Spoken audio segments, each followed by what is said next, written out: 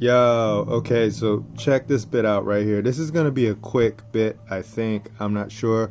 We'll find out, right? But, so I'm on this kick right now is because, you will always be known by your words, right? So the words that you call yourself, you will be bound to that, right? Scary simple service, right? So check this one out right here, right? So I'm in the OG Constitution of California, right? This is 1849. You know what I like about this one? Look at where in section 2 right here in Article I or Article 1, it says all political power is inherent in the people, right?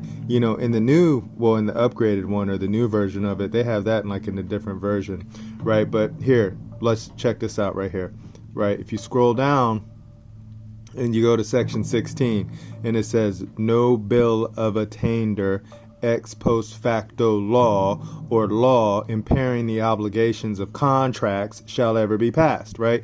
Now check this out, right? Let's go to the Ballotpedia, right? So when you go into the Ballotpedia, this is in section 9 now, right? So it moved up a little bit and went from section 16 to section 9, right? So in section 9, it says the same thing. A bill of attainder ex post facto law or law impairing the obligation of contracts may not be passed, right? So here, let's just do some definitions, right? Let's go define the word contract, right? Look at contract, right? This is what contract, I like this one. To draw into a smaller compass, right? But if you look at the word right here, you got C-O-N and tract, right? C-O-N means with, together, and then tract, that's your hand, that's drawing, right? So you draw together with your hand. That's what contract means, man, right? At least etymology speaking, right? So then you go to the word net. So we always have to go when we have to find the words and we move through time with the words, right? So what does contract say in WordNet, right? It says a binding agreement between two or more persons that is enforceable by law. Okay, so a contract is an agreement that is drawn up by hand, right? Now let's go to Black's Law Dictionary, right? And let's see what it says in Black's Law Dictionary, 2nd edition. Contract, definition, and legal meaning.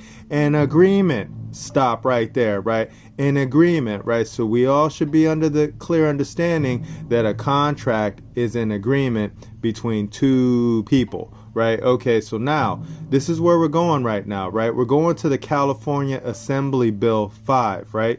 So this was a bill that was passed, right? And this is the reason why I'm showing this, right? Because there's a law that with the California law, trucking operations face uncertainty. Look at that date right there, July 11. July 11, 2022, right? So listen to what it says. California's Assembly Bill 5, AB 5, will force carriers there to classify owner-operators as employees. Okay, we're going to stop right there, and then let's just go back.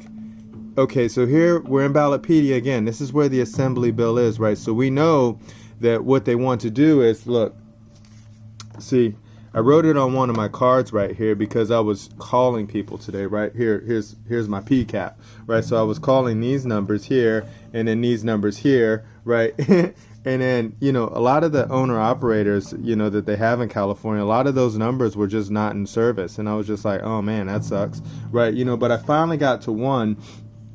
And then she was really cool. Her name was Nafeeza Ali, right? She's an auto carrier, right? And then she's seeking CDL operators and car haulers, right? So this business is seeking operators, right? And then she's searching herself and she's like, I can't find any. And I was like, oh my God, I was calling all these people and I can't find them either, right? Because the reason being is because what the California Assembly Bill, the AB5 did was it determines a worker's status as an independent contractor or an employee, right? So how did they do this? How did they determine this, right? It's just a lot of words and stuff like that. But if you see where it says was designed to determine a worker's status as an independent contractor or an employee. Okay, so who are they to determine what a worker is or isn't, right? And then the reason why is because they're the legislatures, and the only power that we gave legislatures was in commerce, right? Remember, that's the only power they have is in commerce, right? And then this is why I always say, you will be known by your words, right? So if you contract and if you're independent, then you're a contractor, man. It's really that simple, right? But then if you just look right here and it says, let's see if you're an independent contractor or an employee.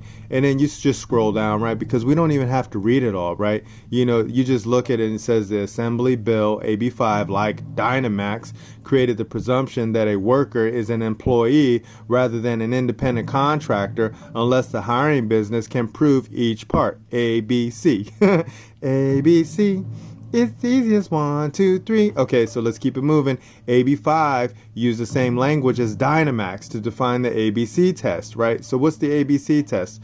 It's right there. We don't care, right? Then you got the enforcement, right? The AB 5 provided the following officials with the power to enforce AB 5, right? And then, to prevent the misclassification of employees as independent contractors and prosecute putative employers, right? The California Attorney General, the city attorney, or the city attorney of a city and a county, San Francisco, with the consent of the district attorney, right? So all of these people, they go after the companies that are doing this, right? So if the company says that's an independent contractor, then they're going to come to them and they're going to say, prove it, right? And then they're going to say, you need to do the ABC test, right? And then they're going to have to do the ABC test. But check out these exemptions.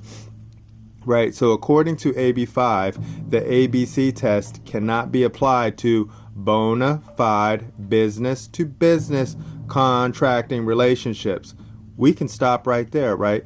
So business-to-business contracting relationships, because if you remember right here, a bill of attainder, ex post facto law or law impairing the obligation of contracts may not be passed, right? So even though that they may have passed AB 5, they can't enforce it when you're dealing with contract, right? Look, check this out, right? Here goes the Supreme Court case in California, right? You got the Dynamax Operations West, right?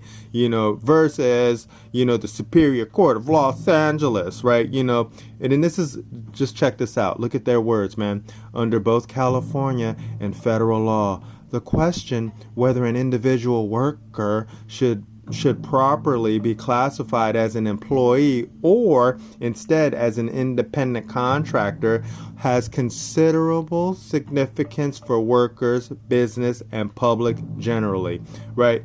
I'm just going to stop right there, man, because this is what I'm saying. You will be known by your words, right? You will be known by your words. And this is why we move people into the private, right? Because we set up basic contracts, a basic contract that no bill of attainder, ex post facto law or law impairing the obligation of contracts shall ever be passed, right? So if two people agree, if two entities agree to do trade together, to do work together, and it's all written down on paper, then no government can come in and affect that, man.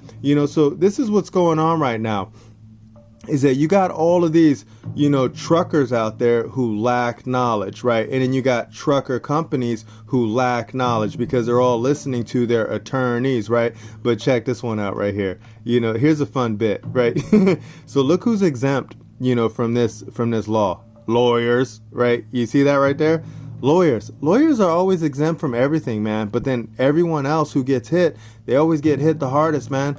So this is basically it. This is it. This is the bit, right? So all of the people in California, all you truckers who have CDL license, you should contact us, right? You should get up with us, and then we can talk, and then we can sit down, and then we can show you how contract flow goes, man. It's really stupid simple, right? Because you will be known by your words, right? And if we can agree, if we can come to agreement on something, then you're going to be free, man, right? If you can use your hand and we can use our hands and we can draw something together, you can be free, man, right? Why? It's all right here. It's all in the Constitution, right? Because a bill of attainder, ex post facto law or law impairing the obligation of contracts may not be passed, right? So if two people sit down and write contract and then they say, we agree, and you shake and you're good and you sign it and you date it and you got witnesses, you're good, man. You're free.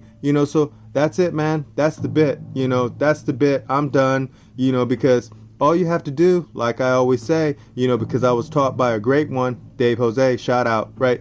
So I was taught that always read the Constitution of the state that you come from, right? And I went back to 1849, and then I traveled all the way to the future, right? And then I traveled all the way back in time again with the words, and then I traveled all the way back into the future, and then I went to the lawyers, and then I saw what the lawyers use, right? And then I was like, oh, okay, that's what the lawyers use, right? And then I went and then I read the law, and then I was like, oh, this law is stupid simple, right? And then I went over here, and then I read the court case, and then I saw what they were talking about in the court case, and I was like, oh, they're just talking about the words, man. So once you define the words, you're good. You're golden. That's it. I'm done. No one's going to have more fun than us. I'll see you in the future. Bye.